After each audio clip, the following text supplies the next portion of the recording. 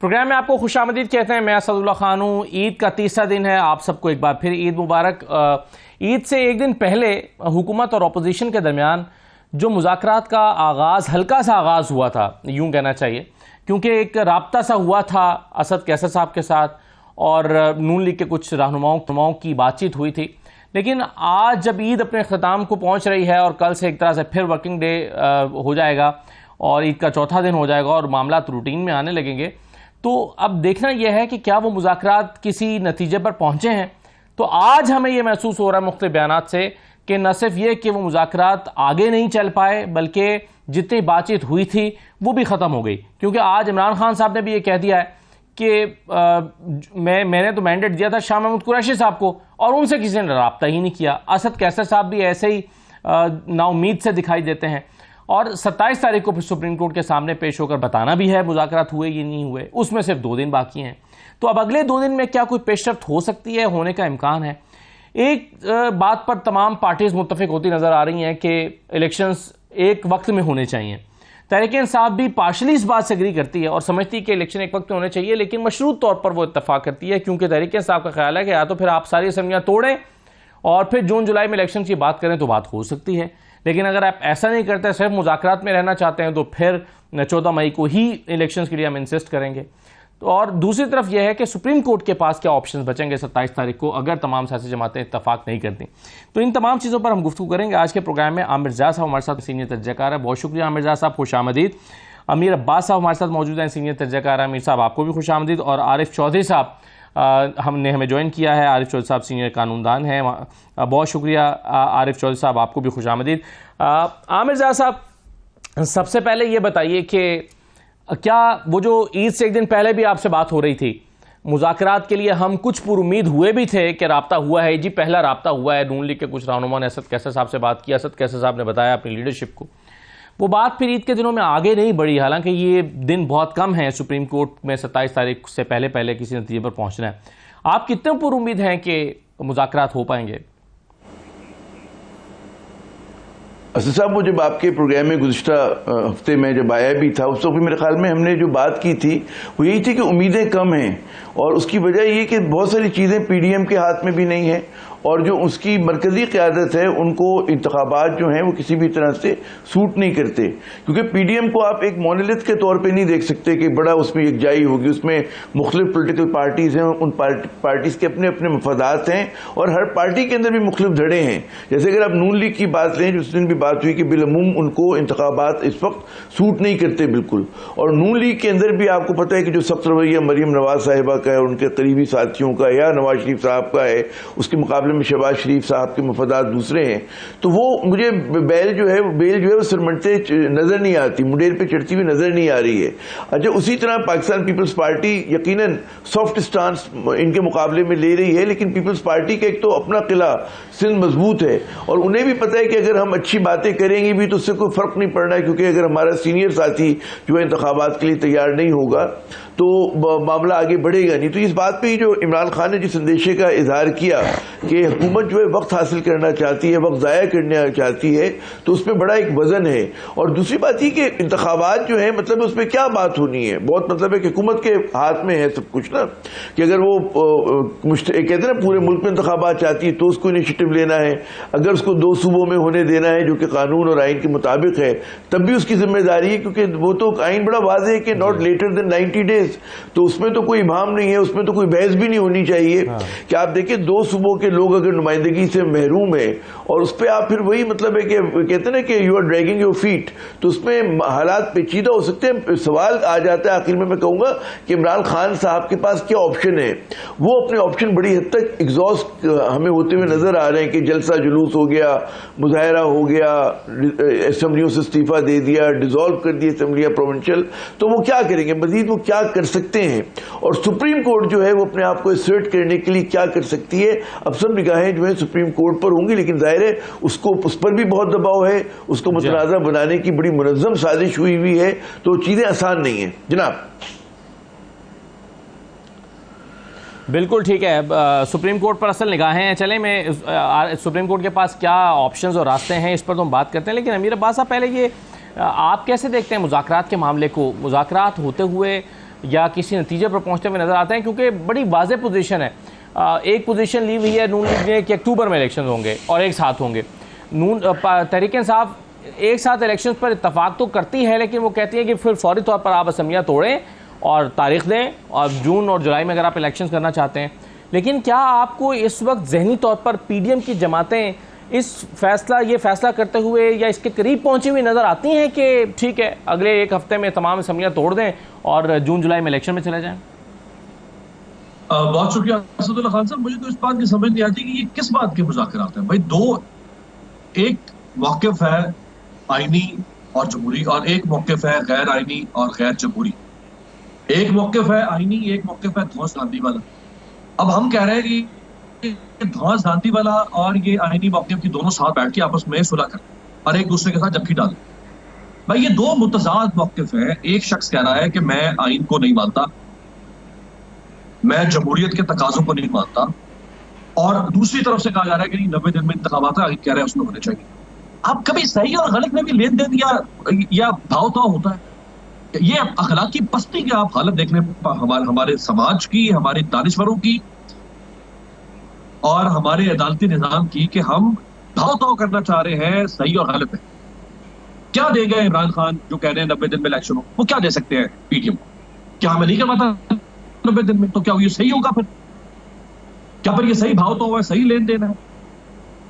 यानी एक आप देखिए बुनियादी अच्छा, उसमें ये जो मेरे पास अब उसमें मसला ये है ना कि अब वो 90 दिन वाला तो मामला गुजर चुका है, वो वायलेशन तो हो गई कानून की। अब उसमें सुप्रीम कोर्ट में भी ये बातगश सुनाई दी थी कि जी जहां 105 दिन हो गए हैं वहां 205 दिन भी हो सकते हैं अगर उस पर इत्तफाक हो जाए। और सुप्रीम कोर्ट भी ऐसा लगता है कि रास्ता निकालती हुई नजर आती है कि जी ठीक है अगर आप सब मुत्तफिक हैं तो फिर जून जुलाई में कर लें, बड़ी ईद के फौरन बात कर लें। सुप्रीम कोर्ट को भी इस बात का इदराक है कि 90 दिन तो गुजर चुके हैं, लेकिन अगर मिलजुल के कोई बात मसला हल हो सकता है तो फिर यूं कर लिया जाए। तो सुप्रीम कोर्ट खुद भी तो ये रास्ता दे रही है। देखिए जब अदालत ने 30 अप्रैल का फैसला दिया था, उस 30 अप्रैल के फैसले में अदालत ने कहा था कि ये जो 14 दिन है, चूंकि आप ये जाया कर चुके हैं और वक्त का धारा मोड़ा नहीं जा सकता वापस, लिहाजा आपको 14 दिन एक्स्ट्रा दिए जा रहे हैं, आप इसमें इंतखाबात करवाएं। जो बेयर मिनिमम टाइम अदालत ने अपने फैसले में लिखा था, वो इसलिए उसमें इजाफा किया गया था। अब इसका मतलब ये तो नहीं है कि अगर 105 दिन गुजर गए हैं तो फिर हम जस्टिस इरशाद हसन खान को वापस लेकर आ जाए। फिर जो उसने परवेज मुशर्रफ को आइन को अमेंड करने का इख्तियार दे दिया था वो भी ठीक था, फिर जस्टिस मुनीर भी ठीक था।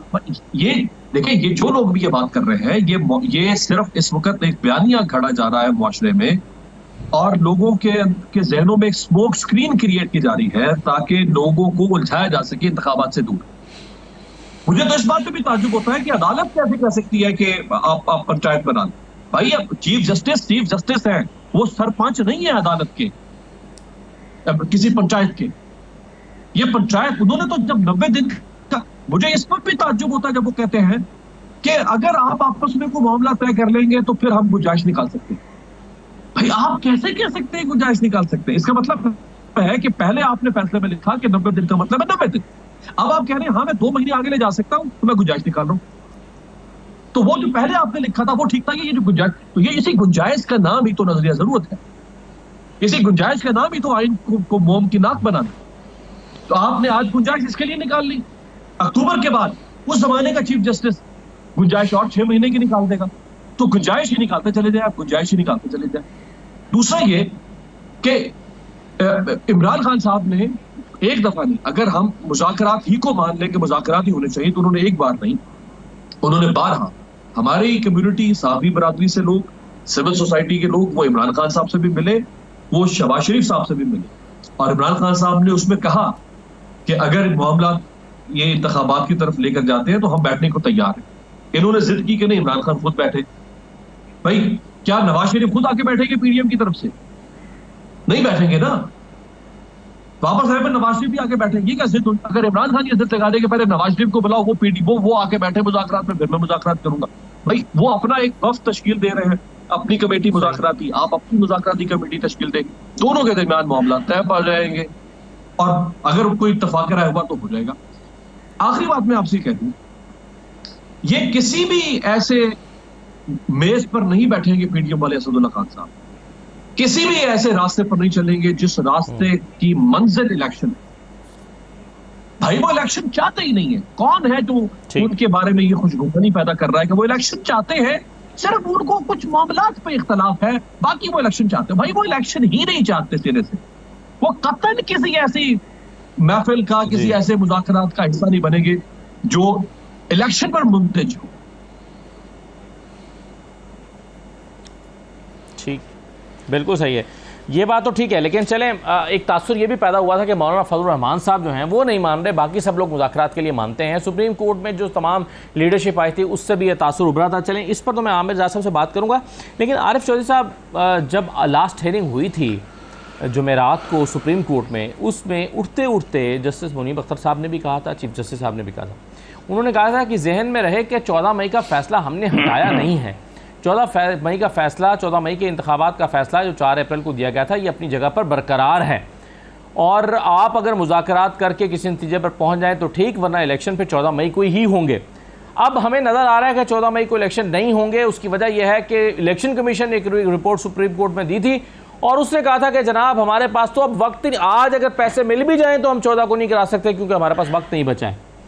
तो सुप्रीम कोर्ट के पास क्या रास्ते हैं, क्या करने जा रही है सुप्रीम कोर्ट आपके ख्याल में, ये ऑप्शंस क्या हैं उसके पास? बहुत शुक्रिया। सुप्रीम कोर्ट के पास ऑप्शन कोई नहीं है। मामला जो हो रहा है वो, मैं तो ज़रा थोड़ी सी खुशगवानी से बात करना चाहूँगा, वरना अमीर अब्बास साहब ने जो बात की है उससे इत्तेफाक किए बगैर रहा नहीं जा सकता। बात यह है कि अगर आपने, और यकीनन अगर का लफ्ज़ मैं वापस लेता हूँ, आपने आज वो जो मरियम औरंगज़ेब है उसका बयान सुना होगा, इससे पहले बाकी सब लीडरों के बयान सुने होंगे, तो मैं समझता हूँ कि कोई बात ऐसी हो नहीं रही कि जिसमें वो सुप्रीम कोर्ट को सुप्रीम कोर्ट समझ रहे हों और सुप्रीम कोर्ट से कोई फ़ैसला करवाना चाहते हों। जो लफ्ज़ आज इस्तेमाल किए गए और आज से पहले किए गए हैं, उन अल्फाज में तो बिल्कुल ये है कि ये अफराद है और हम किसी के कहने पर और किसी की सास के कहने पर, किसी की फलां के कहने पर हम फैसले नहीं मानेंगे, हम इलेक्शन नहीं करवाएंगे, हम अब इलेक्शन हमारी मर्जी से होंगे हमारे। तो अब बात सीधी सीधी है। इसमें सुप्रीम कोर्ट को चाहिए तो ये था कि अगर तो फैसला या तो इसमें दाखिल होते ना, क्योंकि जब आप इस मामले में दाखिल हो गए तो उस वक्त उसके बाद आपकी इज्जत, आइन की इज्जत और मुल्क की इज्जत है, और अगर आप खुद उससे नीचे गिरे तो उसके बाद वो सारी इमारतें जो है वो धड़ाम से नीचे गिर जाएंगी। चाहिए तो आज भी ये कि बुलाएं और बुलाकर उनसे पूछें, चीफ एग्जीक्यूटिव से पूछें, इधर उधर जाने की क्या जरूरत है कि जी आप इलेक्शन करवाना चाहते हैं, कौन सी तारीख आपको चाहिए, आप और क्या वजूह है, अगर आप हमारा ये हुक्म है उसके मुताबिक आप क्या कहते हैं। अगर वो कोई तसल्ली बख्श जवाब नहीं देते तो फिर उसके बाद उन तमाम लोगों को बशमूल मरियम औरंगजेब को और मरियम नवाज को और जितने लोग हैं जिन्होंने सुप्रीम कोर्ट के बारे में सब कुछ ये कहा है, उनको बुलाए और बुलाने के बाद उन्हें सजा दे ताकि पाकिस्तान के अंदर कोई जज़ा सजा का निज़ाम बने और हमें ये एहसास हो कि ये सिर्फ कानून और हमारे लिए नहीं है, ये अमीर अब्बास के लिए या आपके लिए नहीं है कि जनाब आप बात करेंगे तो आपको तौहीन अदालत में बुला लिया जाएगा। ये उन लोगों के लिए भी है जो अपने आप को आइन और कानून से मावरा समझते हैं। तो इसलिए मेरे ख्याल में तो ऑप्शंस बड़ी महदूद है, और जिन लोगों को वो कहते हैं सितमगर तुझसे उम्मीद वफा होगी जिन्हें होगी, हमें तो देखना ये है कि तू जालिम कहां तक है। यानी आज अगर किसी को भी ये तवक्को हो कि पीडीएम और उसका इत्तेहाद बैठा हुआ इक़्तिदार के अंदर वो कभी भी इलेक्शन के बारे में सोच सकता है, तो मैं ये समझता हूं कि ये खुशगवानी हो सकती है, खुशफहमी हो सकती है। इलेक्शन तो उसी सूरत में होंगे कि जब सीधा सीधा सुप्रीम कोर्ट में खड़े होकर के तौर पर रोल अदा करेगी। रहनुमाओं ने, आरिफ चौधरी साहब कहा, मसलन साद रफीक साहब ने सुप्रीम कोर्ट में खड़े होकर ये कहा कि जी हम भी अक्टूबर से एक दिन भी आगे इलेक्शन को नहीं ले जाना चाहते। तो ये जो फिर खदशा है कि आज नहीं होंगे तो फिर अक्टूबर में भी नहीं होंगे, तो इसको तो सुप्रीम कोर्ट में खड़े होकर कहा है ख्वाजा साद रफीक ने, आल्दो वो कोई रिटर्न नहीं दिया, इसका कोई फर्क नहीं पड़ता, लेकिन ऐसा लगता है कि उनका इरादा भी यही है। लेकिन इससे दूसरा मतलब भी लिया जा सकता है कि अक्टूबर से पहले भी हम नहीं चाहते। नहीं, मैं आपको एक अर्ज करूं, ये सारी बातें सिर्फ वक्ती तौर पर कहने की है। ये कोई साद रफीक की बात जो है वो तो पीछे नवाज शरीफ की बात तो नहीं है। ये बात मौलाना फजलुर रहमान की तो नहीं है। बात यहाँ जो चल रही है वो चल रही है मौलाना फजलुर रहमान और नवाज शरीफ। नवाज शरीफ बात कर रहा है सब कुछ मौलाना फजलुर रहमान के मुंह से, और मौलाना फजलुर रहमान ने जो जुबान इस्तेमाल की है उसके बाद ये तवक्को की जा सकती है कि वो इलेक्शन करवाना चाहते हैं। ये मसला सिर्फ ये है इस वक्त कि वो चाहते ये है कि ये वक्त तो गुजरे ना एक दफा, चाहे वो ये कहे कि जी 16 अक्टूबर का जी तो उससे आगे हम एक दिन भी नहीं जाएंगे। भाई पहली बात तो ये है कि आप कौन होते हैं कि एक तरफ सुप्रीम आइन का मैंडेट है 90 दिन के अंदर 2 असेंबलियों के बारे में, दूसरी तरफ सुप्रीम कोर्ट का फैसला है, और उसके बावजूद आप वहां खड़े होकर ये कह रहे हैं जी कि हम तो जी अपना उससे आगे नहीं जाना चाहते 16 अक्टूबर से 8 अक्टूबर से। तो ये सारी की सारी बातें बेसिकली ये है कि कोशिश की जा रही है टाइम गेन करने की कि एक दफा, और वक्त कौन सा गुजारा जा रहा है, वक्त ये गुजारा जा रहा है कि जब चीफ जस्टिस बदल जाए, जब प्रेसिडेंट ना रहे, और वो हर सूरत में उसको उस टाइम को उन्होंने गेन करना है, वो बाई कर रहे हैं, उसके लिए चाहे उन्हें जो करना पड़े। आज भी हल इसका तौहीन अदालत में बुलाकर सजा है, कल भी यही सजा है, और अगर आज सजा उनके लिए नहीं है तो फिर कल सजा किसी और के लिए है। इसके अलावा इसका कोई हल नहीं है। ठीक है, बिल्कुल सही है। आमिर रज़ा साहब, ये फरमाइए कि मौलाना फजलुर रहमान तो क्लियरली कह रहे हैं ना कि जी हम मुज़ाकरात चाहते ही नहीं हैं और इमरान खान से मुज़ाकरात नहीं हो सकते। मरीम नवाज़ भी ये कह रही हैं, लेकिन तासुर यह है कि पीपल्स पार्टी और बाकी जो पीडीएम के में शामिल मौलाना के अलावा जो सियासी जमातें हैं वो और पीपल्स पार्टी वो ये चाहते हैं कि मुज़ाकरात की बात हो, एक साथ मुल्क में इलेक्शंस की बात हो, लेकिन मौलाना फजलुर रहमान नहीं मान रहे। क्या आपके ख्याल में ये तासुर दुरुस्त है, या फिर ये तमाम सियासी जमातें ही नहीं चाहती कि इंतखाबात की तरफ बढ़ा जाए? देखिए, पहली बात तो कि खुशकिस्मती से वो कौमी असम्बली में इत्तेफाक राय हो ना हो, लेकिन जो आपके 3 मेहमान हैं उनमें इत्तेफाक राय ये है कि जनाब हुकूमत जो है इंतखाबात करवाने के लिए तैयार नहीं है। मेरे ख्याल में हम तीनों ने यही बात कही है। ठीक है, जब उसकी वजूहात मतलब जाहिर है कि उसमें मैंने जैसे पहले अर्ज किया था कि पीडीएम में मुख्तलिफ शेड्स हैं, बात कहने के तरीके हैं, लेकिन लुबे लुबाब यही है बात का कि जी इंतखाबात नहीं करवाने उन्हें सूट नहीं करता।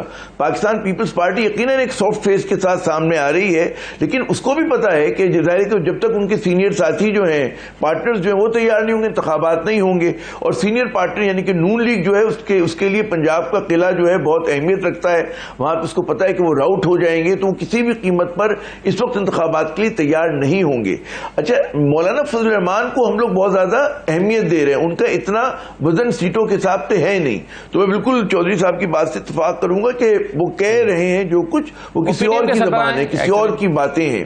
तो वो आर्टिकल जी असद वो पीडीएम के सदर है ना मौलाना फजलुर रहमान साहब, सिर्फ इस वजह से जो है वो शायद उनको ज्यादा अहमियत नहीं, वो सदर है, लेकिन देखिए बात ये है कि पीडीएम में असल तो जिसकी जितनी बड़ी जमात है उसका उतना बड़ा वजन है। तो नून लीग और पाकिस्तान पीपल्स पार्टी का हकीकतन वजन है।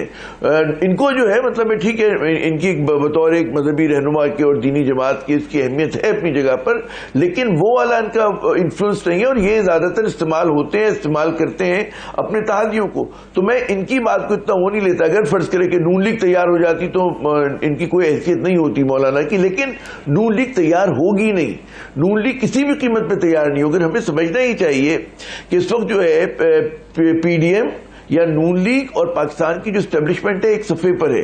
वो जो एक ज़माने में इसको ताना दिया जाता था पीटीआई को एक सफ़े पे होने का, तो आज वो एक सफ़ा जो है वो इनके पास है। और जिस तरह से उस ज़माने में अगर स्टैब्लिशमेंट इमरान खान को सपोर्ट करती थी, तो जनाब इस मरतबा जो उसी तरह स्टैब्लिशमेंट जो है पीडीएम की हिमायत कर रही है।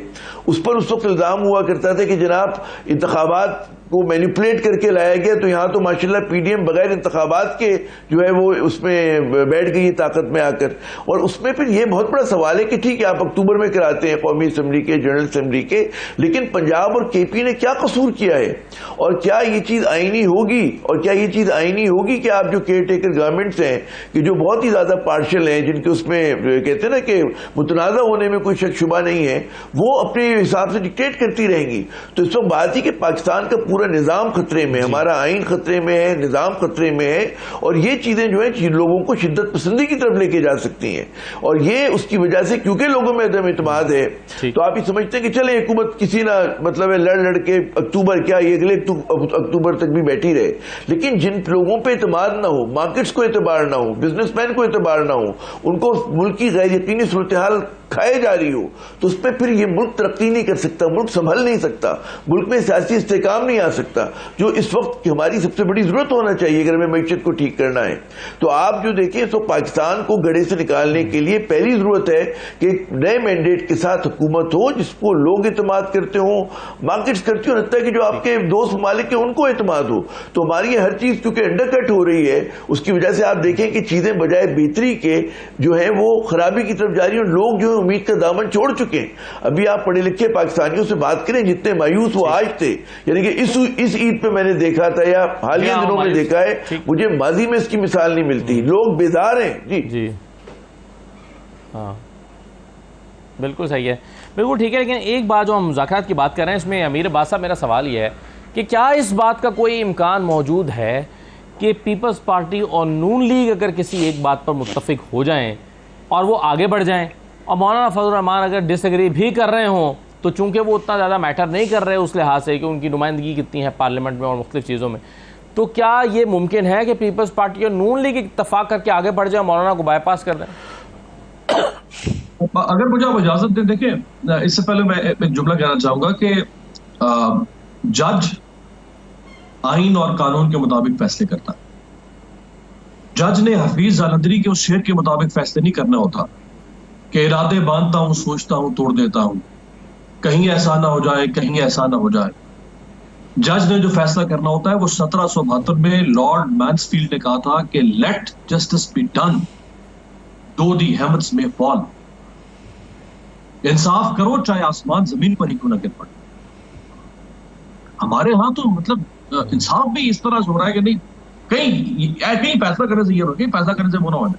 और यही रविश है जो हमने इख्तियार की है, जिसकी वजह से आज rule of law, Asadullah Khan साहब, इस मुल्क में रूल ऑफ लॉ की जगह पे rule of lawyers, rule of businessman, rule of bar, rule of bar councils, rule of bar associations, rule of journalist, rule of media, rule of फलाना, rule of ये आपने मुल्क को एक टफ वॉर में तकसीम कर दिया है, इससे बकरे कर दिए।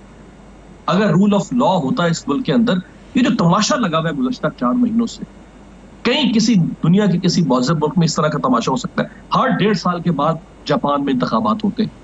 आज वो दुनिया की 8 सुपर पावर्स में शामिल है, जो मईशत की सुपर पावर्स। पिछले 5 साल के अंदर 6 प्राइम मिनिस्टर आ चुके हैं बरतानिया के अंदर। कहीं आपने को वावेला देखा है? ये तमाशा इसी मुल्क में लगा हुआ है। क्यों? क्योंकि रूल ऑफ लॉ नहीं। जिन्होंने लॉ को इंप्लीमेंट करना है, जिनके पास कुव्वत नाफजा है, वो भी नहीं कर पा रहे, और जिन्होंने फैसले देने हैं वो भी नहीं कर पा रहे। और फिर जजों को बुली करने के लिए, कोर्ट्स को बुली करने के लिए जजों की और उनके रिश्तेदारों की और उनकी खवातीन की ऑडियोस लीक की जा रही। पहले जस्टिस मुजाहिर अली अकबर नकवी की लीक करके कोर्ट को बुली करने की कोशिश की गई, नहीं हुए। चीफ जस्टिस खड़े रहे, डटे रहे। अब उनके घर की खवातीन की ऑडियोस वो सामने लाई गई। सो ये गंद मचता जा रहा है चूंकि रूल ऑफ लॉ आप नहीं ला रहे हैं इस मुल्क के अंदर। और मैं तवक्को करता हूं चीफ जस्टिस साहब से, आपने जो जस्टिसशिप करना थी कर ली। अब 3-3.5 महीने आपके बाकी हैं सर। उन 3-3.5 महीनों में डट के वो फैसले करें जिससे पाकिस्तान में हमेशा हमेशा के लिए आइन, जमहूरियत और कानून की बालादस्ती कायम हो। लोग आपकी मिसालें देकर जाएं, जैसे मैंने आज आपको लॉर्ड मैन्सफील्ड की मिसाल दी है, कोई किसी की मिसाल दे रहा है, लोग कहें कि हाँ इतने मुश्किल हालात के अंदर भी जस्टिस ने, जहां उनके अपना सुप्रीम कोर्ट डिवाइड हो चुकी थी, उन्होंने फैसले किए थे। दूसरी बात ये कि अगर पीपल्स पार्टी और नून लीग आगे बढ़ते हैं, देखिए पीपल्स पार्टी तो पीडीएम का हिस्सा ही नहीं। पीपल्स पार्टी ने तो बड़ी स्मार्ट पॉलिटिकल मूव की। उन्होंने पीडीएम पहले बनवाई, मौलाना आगे करके ग्रुप बना, बाद में पीपल्स पार्टी ने खुद को बाहर निकाल दिया। तो अब बेचारी नून लीग मौलाना की इमामत में खड़ी है मुक्तदी बन के। पीपल्स पार्टी तो उसूली तौर पर मौलाना की मुक्तदी है ही नहीं। मौलाना कुछ भी अपने इक़्तिदार में करवा ले, पीपल्स पार्टी पीडीएम का हिस्सा नहीं है। लेकिन पीपल्स पार्टी और नून लीग इकट्ठे इसलिए नहीं इस मामले पर आगे बढ़ेंगे क्योंकि मुस्लिम लीग नून मौलाना को इस मौके पर नहीं छोड़ेगी, क्योंकि मौलाना और मुस्लिम लीग नून के जो वेस्टेड इंटरेस्ट है पॉलिटिकली वो ज्यादा कोइंसाइड करते हैं बनिस्बत पीपल्स पार्टी के। पीपल्स पार्टी जो है वो जो कहते हैं ना कि इस शर्त पे खेलूं पिया प्यार की बात, दोनों के मसाइल एक जैसे हैं, सियासी तौर पर सिर्फ सूबे का फर्क है। पीपल्स पार्टी जो है वो उसने बड़ी महफूज और सेफ प्ले किया है, लिहाजा उसको इतना खतरा नहीं है कि वो इस इत्तेहाद के अंदर कोई ऐसी दरार डाले कि वो अपना ही एक रास्ता अलग बना दे।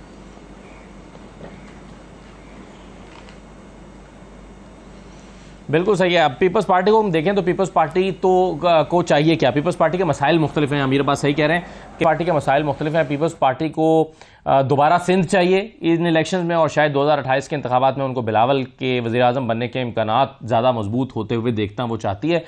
और पीपल्स पार्टी किसी सूरत नहीं चाहेगी कि अक्टूबर से आगे हालात जाएं, क्योंकि उन्हें अगर जो सिंध चाहिए वो उनको आज इलेक्शन हो जाएं तो भी मिल सकता है, ये उनको लगता है, और अगर डिले होता है तो उनके लिए ज़्यादा मुश्किलात पैदा हो सकती हैं। एनीवे, एक छोटा सा मैं ब्रेक लेता हूँ। 14 मई को इंतखाबात नहीं होते और सुप्रीम कोर्ट किसी को सुप्रीम कोर्ट के हुक्म अदूली करने की सज़ा भी नहीं देती तो क्या होगा? क्या सुप्रीम कोर्ट के फैसलों की क्या सेंसिटिविटी बरकरार रहेगी? एक छोटे से ब्रेक के बाद आगे बात करते हैं।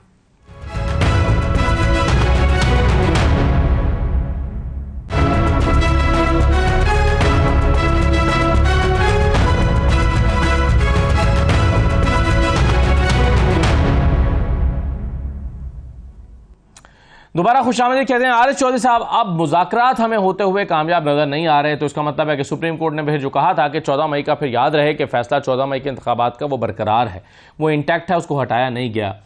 अब 14 मई को अगर इंतखाबात नहीं होते और सुप्रीम कोर्ट के फैसले पर अमल दरामद नहीं होता और सुप्रीम कोर्ट इसके नतीजे में किसी को तौहीन अदालत का मुर्तकिब भी करार नहीं देती, किसी को सजा भी नहीं होती, तो फिर सुप्रीम कोर्ट के फैसलों की क्या अहमियत रह जाएगी? और क्या ये एक प्रेसिडेंट सेट नहीं हो जाएगा कि सुप्रीम कोर्ट के फैसलों को अगर ना भी माना जाए तो कुछ नहीं होता? ये बिल्कुल आपने दुरुस्त फरमाया। सुप्रीम कोर्ट के दोनों फैसलों पे उनकी, बल्कि इससे पहले वाले फैसलों पर भी वो घात लगाए बैठे हैं, और कुछ दूर नहीं है कि जब वो सारी चीज़ें अपने अंदाज से कर लें। सुप्रीम कोर्ट को अगर आज एग्जर्ट करना है बतौर सुप्रीम कोर्ट के तो उसे करना चाहिए, वरना सूरत हाल ये है कि पाकिस्तान में जिस तरह पोलराइजेशन हो चुकी है, हमारी बार्स दो हिस्सों में तकसीम हो चुकी है। बार काउंसिल्स किसी और तरफ खड़ी है, बार एसोसिएशन जो है वो किसी और तरफ खड़ी है। कुछ लोग आइन के साथ खड़े हैं, कुछ लोग आइन की मुखालफत करने वालों के साथ खड़े हैं। और इस वक्त ये आपको अगर नजर दौड़ाए तो सुप्रीम कोर्ट के बारे में चाहे भले हम जो मर्जी कहें, हमारी बड़ी ख्वाहिश है कि जी सुप्रीम कोर्ट को हम डिवाइडेड नहीं देखना चाहते। इसके अलावा सूरत हाल जो नजर आ रही है मुझे वो ये है कि केयर टेकर सेटअप, लंबी मुद्दत का लॉन्ग टर्म सेटअप, वो इट इज इन ऑफिंग, और वो बिल्कुल उसी पे नजरें हैं, चूंकि कोई किसी दुनिया में ऐसे हो नहीं सकता कि जब आईनी मुद्दत पूरी हो जाए तो उसके बाद कोई गवर्नमेंट जो है वो चल सके। पहली बात तो यह है कि पंजाब और उसके अंदर पख्तूनख्वा के अंदर, खैबर पख्तूनख्वा के अंदर गवर्नमेंट्स जो है वर्चुअली खत्म हो चुकी हैं। आईनी तौर पर, कानूनी तौर पर उनकी कोई हैसियत नहीं है, खत्म हो चुकी है। इसके बाद अगर ये मुद्दत आहिस्ता आहिस्ता करते करते इनकी भी खत्म हो जाती है, तो जो वो खत्म करने पर तुले हुए हैं, तो मैं समझता हूं कि उससे पहले ये 67% का मामला है। 67% को आप गैर आईनी अंदाज से चला नहीं सकते। और जब सुप्रीम कोर्ट की रेट खत्म होगी, और यकीनन आपने जो फरमाया उस सूरत में तो 100% सुप्रीम कोर्ट की रेट मुझे खत्म होती हुई नजर आती है। उसके बाद फिर वो जो चाहते हैं वही होगा। और फिर ये जो आस लगाए बैठे हैं ना, ये उस वक्त तक एस्टेब्लिशमेंट इनका साथ देगी जब तक ये कुछ ना कुछ इनके पास आइन का यानी वो तहफ़्फ़ुज़ मौजूद है, कोई छतरी मौजूद है कि जी आप इलेक्टेड है, जिस तरह भी आप इक़्तिदार के अंदर आए हैं। इसके बाद आने वाले दिनों में एस्टेब्लिशमेंट के पास भी इसके अलावा कोई चारा नहीं होगा, और वो चारा यकीनन ऑलरेडी वो सोचे बैठे हैं, और वो चारा यही है कि बहुत सारे लोगों के साथ राब्ते इस तरह के हैं कि जनाब के वो जो लॉन्ग टर्म सेटअप आना है, टेक्नोक्रेट सेटअप, चूंकि वो टेक्नोक्रेट सेटअप जो है वो वारे में है, वो इससे सूट करता है पीडीएम को, चूंकि उससे कम अज कम ये जो दरमियान में जिस तरह आज हो रहा है कि है बज़ाहिर केयर टेकर सेटअप है, लेकिन सारा वो काम कर रहा है जो कोई भी गवर्नमेंट करती। खुद पीडीएम कर रही है, यानी वहां केयर टेकर का नाम है, लेकिन जो लोगों के साथ जुल्म, तशद्दुद, बर्बरियत हो रही है, जो उनके हकूक की पामादी हो रही है, वो ही कर रहे हैं।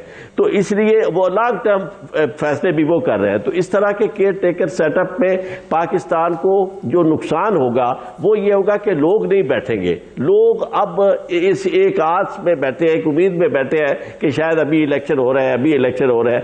जब लोगों को 100% नजर आ गया तो ये मामला सिर्फ इमरान खान का नहीं है। इस वक्त पाकिस्तान के अवाम जिस कदर गुर्बत और मसाइल में घिरे हुए हैं और जिस कदर पंजाबी का लफ्ज उसके लिए अख्ता, यानी वो इस हद तक परटर्ब है, इस हद तक उनके अंदर एहतजाज है कि आने वाले दिनों में मुझे वो कैफियत जो श्रीलंका वाली है वो बनती हुई नजर आती है। ये क्योंकि किसी के ज़हन में ये कॉन्सेप्ट नहीं है। हम सारे बैठ के टेलीविजन पे बैठ के, या जो भी लोग थोड़ा सेंसिटिव है, जिनकी बात आपने की थी कि इस ईद पे लोगों को आपने नहीं देखा मुतमिन, आमिर ज़िया साहब ने कहा था, तो उस सारी सूरत हाल में यकीनन लोग इस तरह खामोश नहीं बैठेंगे और ना ही ये जबर इस तरह कोई बर्दाश्त करेगा। तो मुझे वो खतरात मुडलाते हुए नजर आते हैं। और उसके बाद फिर वो जो किसी ने कहा था कि सबसे जब मईशत खुदा न खास्ता डूबती है, फिर आपको वो डीन्यूक्लियराइज करने की बातें, फिर आपको डीमिलिटराइज करने की बातें, फिर आपको, और ये एजेंडा जो है ये वाकई ऐसा नहीं है कि जो लोकल है ये, हाँ जी, ये लोकल एजेंडा नहीं है, ये एजेंडा जो है ये बहुत साहब, ये सुप्रीम कोर्ट की जजेस की फैमिलीज की ऑडियोज निकालना और फिर उस पर तबसरा करके और फिर ये तासुर दिया जा रहा है कि सुप्रीम कोर्ट के जो जजेस हैं वो अपनी फैमिली के इन्फ्लुएंस में हैं। क्या सुप्रीम कोर्ट के फैसलों को परखने का सही तरीका आइन और कानून नहीं है कि हम आइन और कानून के पैराए में उसको परखें कि जो भी फैसला सुप्रीम कोर्ट ने दिया है क्या वो आइन और कानून के तौर पर दुरुस्त है या नहीं? क्या ये डिबेट हमें आइन और कानून के दायरे में रहकर नहीं करनी चाहिए? और क्या ये जो फैसला है उसको इस अंदाज में नहीं देखना चाहिए कि जो फैमिली की ख्वाहिश के मुताबिक दिया गया है या आइन और कानून की ख्वाहिश की मंशा के मुताबिक दिया गया है? तो ये जो तासुर पैदा किया जा रहा है इसके क्या असर मुरत्तब होंगे? ये पहली बात है कि पूरा अमल इंतहाई शर्मनाक है और काबिल मजम्मत है ऑडियोज को लीक करने का। क्योंकि एक तो बात ही कि खुद एक वो कहते हैं अनलॉफुल एक्ट है कि आपसे बगैर पूछे आपकी बात जो है वो रिकॉर्ड की जा रही है। कौन कर रहा है रिकॉर्ड? उनके चेहरे सामने आने चाहिए। उसके बाद आप देखें कि जो जबान इस्तेमाल कर रहे हैं नून लीग की क़यादत आला अदलिया के खिलाफ, उनके जजेस के खिलाफ या उनके रिश्तेदारों के नाम पर जजेस को टारगेट करना, ये पूरा एक सोची समझी साजिश है। ये ऐसे ही नहीं हो रहा चीजें, ये इसलिए हो रही है कि जजेस को एक तो जाहिर है कि जिस तरह से भी चाहें वो दबाव के अंदर लेकर आए, और न सिर्फ दबाव में लेकर आए बल्कि उनको बदनाम करने के लिए कैंपेन हो, और वो कैंपेन जारी हो सारी है। अभी वीडियोज आई थी, उससे पहले आप देखें क्या बयानात थे, जो मतलब है कि इज्जत अफजाई इन्होंने खुद पार्लियामेंट के इजलास में बैठ के जजेस की जिस तरह के इल्जामात लगाए, जलसों में उनकी तस्वीर दिखाई, तो ये अनप्रेसिडेंटेड है पाकिस्तान की तारीख में।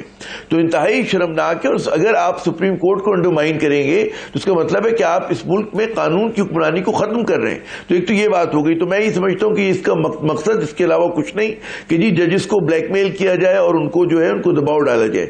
दूसरी बात ये कि ये जो बात हो रही है कि जी एक लॉन्ग टर्म के लिए केयर टेकर सेटअप, बात ही कि अब जो भी बात होगी इसके बाद अगर इंतखाबात नहीं होते तो वो अनकॉन्स्टिट्यूशनल होंगे। आप आइन को कहीं और रखकर फिर कुछ कर रहे होंगे।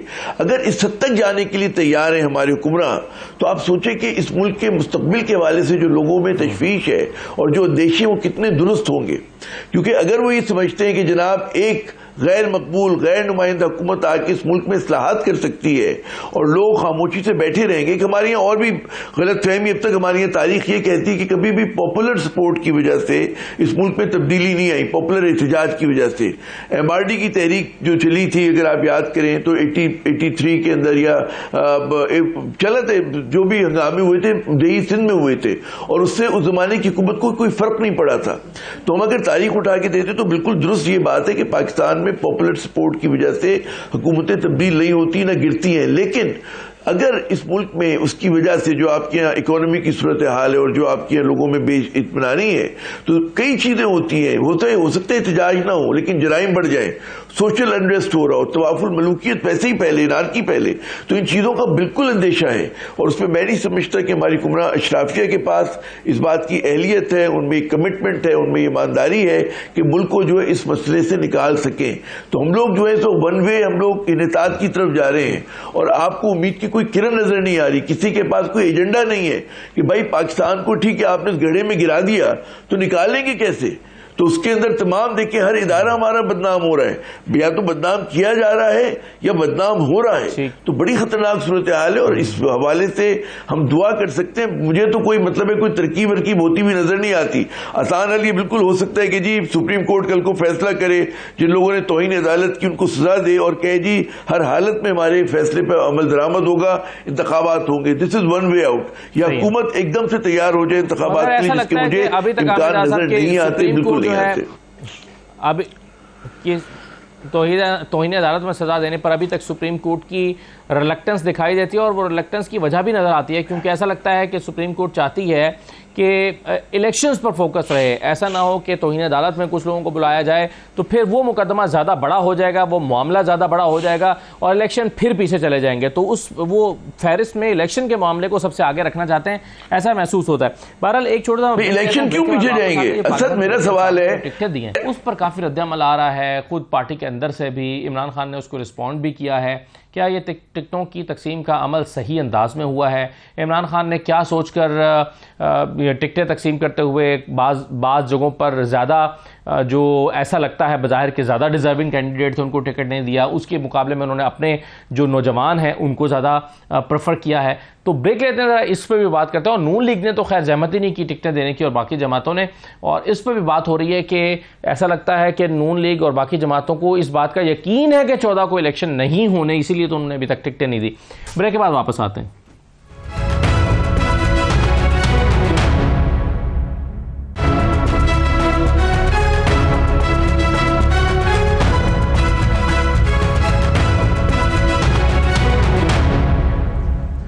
दोबारा आपको खुशामद कहते हैं। अमीर अब्बास साहब, ऐसा लगता है जो पाकिस्तान तहरीक इंसाफ ने टिकटें दी हैं इमरान खान साहब, और उन्होंने जो जवाब दिया है शिकायत पर, वो ये समझते हैं कि जो रवायती ख़ानदानी और बरादरी की सियासत है उससे निकल कर अब उनको अपने लोगों को या उन लोगों को जो मेरिट पर हैं उनको टिकटें देनी चाहिए। अगरचे उसमें भी अगर इस उसूल के तहत भी दिए हैं तो काफ़ी जगहों पर हम देखते हैं कि मसला हुआ है और सही असेसमेंट नहीं हो सकी है। लेकिन आपको पाकिस्तान तहरीक इंसाफ की जो टिकट्स और उस पर फिर शिकायत और उस पर फिर कई जगहों पर एहतजाज, किस तरह से इस पूरे मामले को देख रहे हैं? जी देखिए, लोगों को अंदाजा नहीं है कि चीफ जस्टिस उमर अता बंदयाल 2004 में जब ये एलिवेट हुए एज हाई कोर्ट, एज जज ऑफ लाहौर हाई कोर्ट, 2007 में इन्होंने एक डिक्टेटर के पीसीओ के तहत हल्फ उठाने से इनकार कर दिया था। उस वक्त इनकी एज थी सिर्फ 49 साल। अगर वो डिक्टेटर के साथ नथी हो जाते हैं इस उम्मीद से कि वो डिक्टेटर नवासा, जैसे वो डिक्टेटर नवाजते हैं जजों को, वो उस डिक्टेटर के तहत पीसीओ के नीचे हल्फ उठा सकते थे और उसके साथ खड़े हो सकते थे। उन्होंने पीसीओ के तहत हल्फ उठाने से इनकार कर दिया। जो शख्स ने एक डिक्टेटर के सामने स्टैंड लिया, आप उसके खिलाफ इतनी घटिया और गलीज कैंपेन चला रहे हैं कि कह रहे हैं कि जी वो शख्स जो है वो अपनी सास के कहने पे या फलां के कहने के ऊपर वो सुप्रीम कोर्ट में का चीफ जस्टिस होते हुए फैसले तब्दील कर देगा। इतनी मलिशियस, इतनी विलिफाइंग कैंपेन आप उसके खिलाफ चला रहे हैं। और क्या सास किसी और जज, 15 जजेस हैं सुप्रीम कोर्ट के, क्या बाकी जजेस की सास जो है वो हयात नहीं होगी? क्या उनकी बीवियां हयात नहीं होगी? क्या उनके बच्चे, दामाद, समती, बहनोई, जेठ, देवर ये रिश्ते नहीं होंगे? तो अगर उनकी सास ने, चीफ जस्टिस साहब की सास अगर कोई सियासी अपनी सोच रखती है तो वो कैसे गलत हो सकता है? सो ये जो आपने बेसिकली सवाल उठाया कि आपने फैसलों को आइन या कानून के मयार पे परखना है कि किस जज ने आइन या कानून के मुताबिक फैसला दिया, यार्डस्टिक वो होनी चाहिए। या यार्डस्टिक अब आज पीडीएम ने ये बना दिया कि किस जज की सास किस सियासी सोच की हामिल है, किस जज का बेटा किस सियासी सोच का हामिल है, किस जज का जो है वो बहनोई की सोच का हामिल है। तो इंतहाई घटिया और गलीज कैंपेन है, इसको पूरी ताकत से हमें इसी बात पर लाहौर हाई कोर्ट के खिलाफ भी एक कैंपेन चल चुकी है कुछ ही अरसा पहले। जी जी बिल्कुल बिल्कुल, यहाँ पे ऑनरेबल चीफ जस्टिस साहब जो है लाहौर हाई कोर्ट के, उनके खिलाफ भी इसी तरह की कैंपेन उन्होंने चलाई है। जो आपका दूसरा सवाल था, देखिए हमारा पाकिस्तान में जो सियासी क्लास है ना, उसमें मसला यह है कि हर शख्स जो सियासत से वाबस्ता होता है वो सियासत से वाबस्ता हो रहा है सिर्फ पावर कॉरिडोर का हिस्सा बनने के लिए। दुनिया में असदुल्ला साहब पॉलिटिक्स होती है फॉर सर्विस। एक अरसा गुजारा है, आरिफ चौधरी साहब आपके साथ बैठे हैं अमेरिका में, इन्होंने, दुनिया में लोग पॉलिटिक्स में आते हैं सर्विस के लिए, यहां लोग पॉलिटिक्स में आते हैं पावर क्लाउड का और पावर कॉरिडोर का हिस्सा बनने के लिए। तो अगर मैं एक पार्टी लीडर हूं, मैं किसी को टिकट नहीं दूंगा अपने विजडम के मुताबिक ये शख्स ज्यादा डिजर्विंग है, तो वो दूसरा शख्स जो है वो नाराज हो जाएगा। उसको इससे कोई सरोकार नहीं है कि मैंने इलेक्शन के बगैर, यानी सियासत, यानी इलेक्शन लड़े बगैर भी और एमएनए एमपीए बने बगैर भी मैं सर्विस कर सकता हूं, नहीं। चूंकि सेल्फिश हो चुके हैं लोग सियासत में और आपको सेल्फलेस लोग नहीं मिलते जी, लिहाजा हर शख्स, और ये सिर्फ पीटीआई का मसला नहीं है, हर जमात का मसला है। अभी बाकी जमातें भी जब टिकट देंगी तो उनसे जो नाराज होंगे, जिनको नहीं मिलेगा टिकट, वो दूसरी जमातों में चले जाएंगे। और मुसलसल, यानी 2013 में भी पीटीआई के साथ यही हुआ, 2018 में भी पीटीआई के साथ यही हुआ। जिनको टिकट नहीं मिला था वो आजाद खड़े हो गए। जैसे मुल्तान से वो शाह महमूद कुरैशी के मुकाबले पे जो सलमान नईम साहब थे, उनको टिकट नहीं मिला था, वो आजाद खड़े हो गए। सो ये हमारे यहाँ चूंकि हर शख्स सियासत में सिर्फ रिवॉर्ड के लिए आना चाहता है और वो समझता है कि रिवॉर्ड यही है कि टिकट मैं एमएनए एमपी बन जाऊं और मैं पार्लियामेंट का हिस्सा बनूं, फिर मैं वजीर, मुशीर, स्पेशल असिस्टेंट एडवाइजर बन जाऊं, और ये है उसकी महराज उसकी सियासत में आने की। सो जारी बात है, टिकट आपने महदूद है, वो आप जितने लोगों को देंगे, हर हल्के में दर्जनों लोग होते हैं जो ख्वाहिशमंद होते हैं, वर्कर होते हैं। लीडर बहरहाल ये फैसला करता है, चाहे वो कोई भी पार्टी हो, कि उसको किसको देना है टिकट। हाँ, ये जरूर उस पर क्रिटिसाइज होना चाहिए अगर ऐसा कोई केस हमें नजर आए कि एक शख्स जो एक जमात के नजरियात के खिलाफ है और वो जमात उस शख्स को टिकट दे दे, तो उस पर फिर हमें क्रिटिसाइज भी करना चाहिए, उसको हाईलाइट भी करना चाहिए कि फिर उस लीडर का मयार क्या है टिकट देने का। क्या पैसा मयार है, क्या रिश्तेदारियां मयार है, क्या कुछ दोस्तियां, निजी ताल्लुकात मयार है, या उसूल मयार? सही है, बिल्कुल सही है। और आमिर ज़ा साहब, एक चीज़ तो इस पर बहस हुई कि नून लीग और बाकी सियासी जमातों ने टिकट्स क्यों जारी नहीं किए और वो जो 20th की डेडलाइन थी उसको क्यों मीट नहीं किया।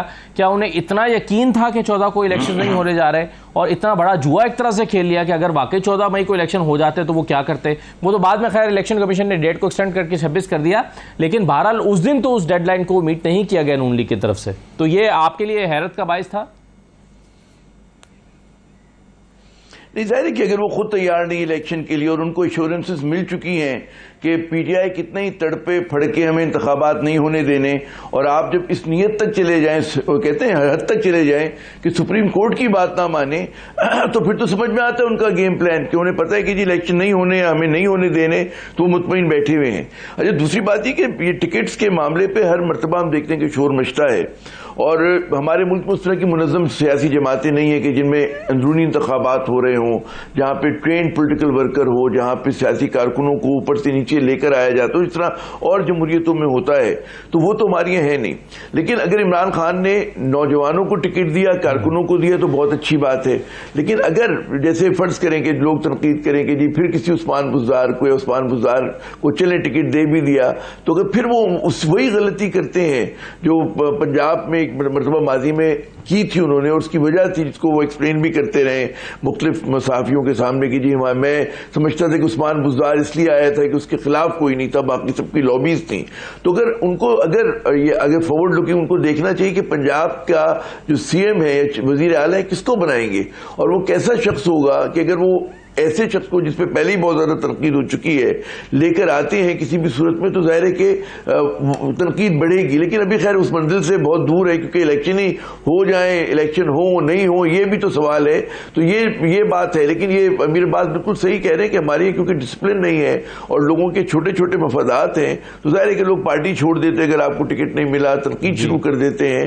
तो ये चीजें हमारे यहाँ एक मैं समझता हूँ कि मनफी रुझान है जिससे बचना चाहिए और पार्टी लेकिन कहते हैं कहते हैं कि खान साहब ने अपने हक के लिए लड़ना सिखाया है। मेरी कुछ लोगों से बातचीत हो रही थी, आमिर जाद साहब, वो कहते हैं कि हम इसलिए खिलाफ इस फैसले के खड़े हो गए कि खान साहब ने ही सिखाया हमें कि आप अपने हक के लिए लड़ें, तो इसलिए हम जो है वो उस फैसले के खिलाफ और अपने हक के लिए लड़ रहे हैं। तो ये भी तो एक नुकता नजर है। पार्टी डिसिप्लिन भी होता है, पार्टी डिसिप्लिन भी होता है कि भाई कह दिया अगर क़यादत ने तो फिर कह दिया मानना पड़ेगा आपको।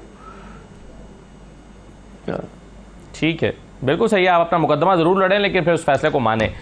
अच्छा, आप मुझे ज़रा आरिफ चौधरी साहब, ये आप मजमूई तौर पर सुप्रीम कोर्ट के इन मामलात को, ये जो अभी कैंपेन का जिक्र हो रहा था सुप्रीम कोर्ट के जजेस के ख़िलाफ़ एक कैंपेन, फिर सुप्रीम कोर्ट के अंदर की तकसीम पर बहुत बात हो रही है, फिर फैसला, अब इस वक्त सबसे बड़ा चैलेंज सुप्रीम कोर्ट के लिए ये बना हुआ है कि उसने अपने फैसले पर अमल दरामद कैसे कराना है। क्या होगा, क्या देख रहे हैं आने वाले दिनों में? बहुत इम्पोर्टेंट है ये जो आपने बात की, आपका सवाल बड़ा ही अहम है। इस वक्त कोर क्वेश्चन ये है कि सुप्रीम कोर्ट के पास अब कौन सी ऑप्शन है। बात यह है कि जब तक सुप्रीम कोर्ट कोई फैसला नहीं करती ना किसी मामले में भी, उस वक्त तक बहुत सारे इफ्स एंड बट्स होते हैं कि जनाब ऐसा हो सकता है, ऐसा भी हो सकता है, ऐसे नहीं होगा।